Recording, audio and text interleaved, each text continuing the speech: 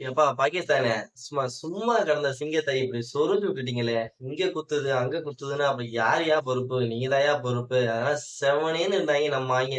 நம்மள நீங்க கடுப்பேத்தி, வெறுப்பேத்தி, ஃபயர் ஆக்கி விட்டுட்டீங்க. நீங்க தான்யா அவைங்கள உசுப்பேத்தி விட்டீங்க. அவைங்க சைலண்டா தான் இருந்தாய்ங்க. நீங்க பண்ண பாட்டுலயே அவைங்க ஃபயர் ஆனாய்ங்க. அதுக்கு தகுந்த மாரி தான் இன்னைக்கு பேட்டிங்ல கில் அண்ட் அபிஷேக் சர்மா மரண காட்டு ஒரு சூறாவளியே வந்தது மாரி இருந்தது. இந்த மாதிரியான ஒரு பிட்ச்ல இந்த மாரி சேஸ் பண்றது ரொம்ப ரொம்ப கஷ்டம். அப்படிப்பட்ட ஸ்கோர அசால்ட்டா சேஸ் பண்ணாங்க அப்படிங்கிற முக்கியமான காரணம் அபிஷேக் சர்மா கில். இவங்களோட அட்டகாசமான ஓப்பனிங் பார்ட்னர்ஷிப் தான் இன்னைக்கு முக்கியத்துவமா இருந்தது. இது அசால்ட்டா இந்த மேட்ச் சூப்பர் போர்ல முதல் வெற்றி இந்திய அணி பதிவு பண்ணியிருக்காங்க. கில், சூறாவளி அண்ட் அபிஷேக் சர்மா இவங்க 2 பேத்தோட சூறாவளி பேட்டிங் பெர்ஃபார்மன்ஸ் இந்தியாவுக்கு இன்னைக்கு ஒரு வெறித்தனமான வெற்றிய சூப்பர் போர்ல முதல் மேட்ச்ல குடுத்திருக்கு. ஓகே ஃபிரெண்ட்ஸ், இந்த மேட்ச்ல எல்லாமே நம்ம தெளிவா பார்க்கலாம். அதற்கு முன்னாடி இப்பதான் நீங்க ஃபர்ஸ்ட் டைம் நம்ம சேனலுக்கு வரீங்கன்னா, நம்ம சேனல சப்ஸ்கிரைப், லைக் பண்ணி ஷேர் பண்ணி உங்க சப்போர்ட்டையும் உங்க ஆதரவையும் கொஞ்சம் குடுத்தீங்கன்னா கொஞ்சம் ரொம்ப ரொம்ப யூஸ்ஃபுல்லா இருக்கும். நம்ம சேனல யாரும் லைக் பண்ண மாட்டேங்கிறீங்க. கொஞ்சம் லைக் பண்ணி உங்களோட ஆதரவை குடுத்தீங்கன்னா, நமக்கு ரொம்ப சப்போர்ட்ஃபுல்லா இருக்கும் நண்பர்களே. வாங்க தெளிவா இந்த வீடியோ போயிரலாம் ஃபிரெண்ட்ஸ். ஃபர்ஸ்ட் இந்த மேட்ச் சூப்பர் 4ல 2வது மேட்ச் இந்தியா வெர்சஸ் பாகிஸ்தான். இந்த மேட்ச் ஒரு குருஷியல் மேட்ச். ஒவ்வொரு மேட்ச் ஒரு இம்பார்ட்டன்ட் மேட்ச் தான். ஏன்னா மொத்தமா ஒவ்வொரு டீம் 3 மேட்ச் தான் அப்படின்னால ரொம்ப ரொம்ப இம்பார்ட்டன்டான மேட்ச். இந்த மேட்ச்ல துபாய்ல நடந்த இந்த மேட்ச்ல டாஸ் வின் பண்ணி இந்தியா அணி நாங்க ஃபர்ஸ்ட் பவுல் பண்றோம் அப்படின்னு டிசைட் பண்ணாங்க. முதல்ல பேட்டிங் புடிச்ச பாகிஸ்தான் அணி போன மேட்ச்ல லீக் ஸ்டேஜஸ் நீங்க பார்த்திருப்பீங்க.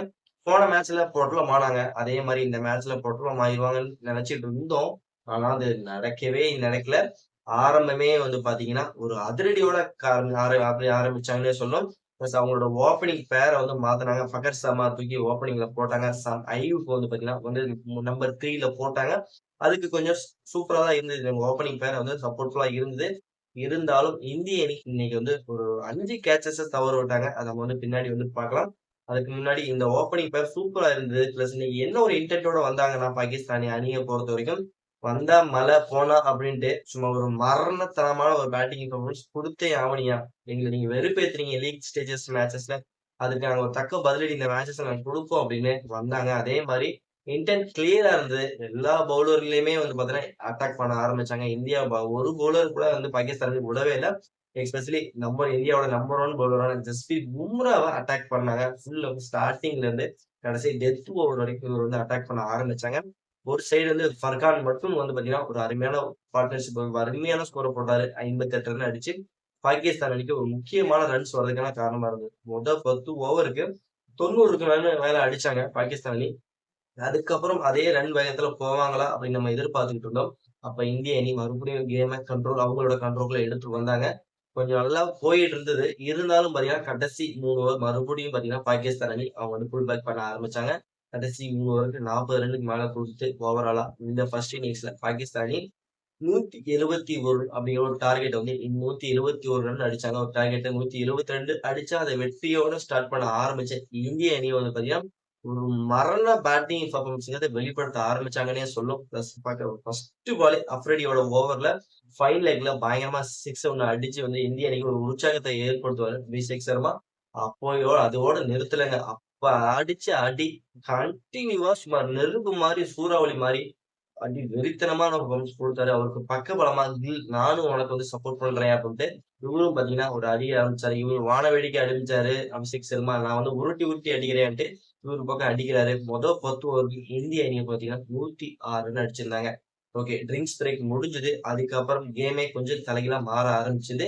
கில்லோட விக்கெட்ட ட்ரிங்க்ஸ் பிரேக் முடிஞ்சதுக்கப்புறம் பாலே விக்கெட் எடுத்தாங்க. அதுக்கப்புறம் அபிஷேக் சர்மாவும் 74 ரன்ல தனது விக்கெட்ட லூஸ் பண்ணாரு. சூரியகுமார் யாதவ் வந்த உடனே பாத்தீங்கன்னா 3 பால்ல கோல்டன் டக் அவுட் ஆகி அவரும் பாத்தீங்கன்னா வெளில போயிட்டாரு. மறுபடியும் பாகிஸ்தான் நல்ல ஒரு புல் பேக் பண்ணி கடைசி வரைக்கும் கேம கொண்டு வரலாம்னு நினைச்சுக்கிட்டு இருக்கும்போது, திலக் வர்மா நான் முடிச்சு குடுக்குறேன் அப்படின்ட்டு முடிச்சு குடுத்தாரு. அவரு ஒரு அட்டாக்கிங் கேம் விளையாண்டு 30 ரன் அடிச்சு மேட்ச 19 ஓவர்லயும் பாத்தீங்கன்னா அழகா சேஸ் பண்ணி வின் பண்ணாங்கன்னே சொல்லணும்.